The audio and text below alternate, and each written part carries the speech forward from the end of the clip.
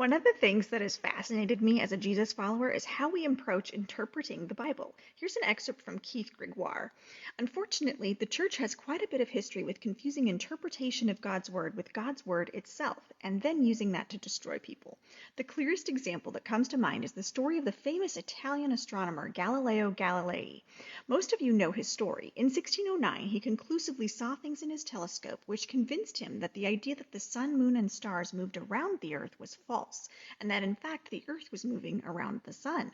What happened next is infamously reported in every history textbook. To the church's great and eternal shame, Galileo was told that the Bible clearly taught that the sun went around the earth, and he was made to renounce his teachings, and he was persecuted and punished for teaching otherwise.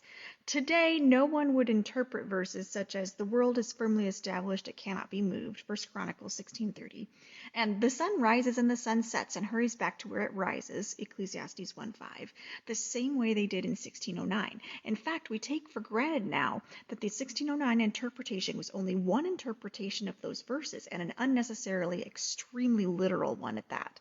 But sometimes I think we have forgotten the wisdom that Galileo brought to the debate in the first place when he said, "I do not feel obliged to believe that the same God who has endowed us with sense, reason, and intellect has intended us to forego their use."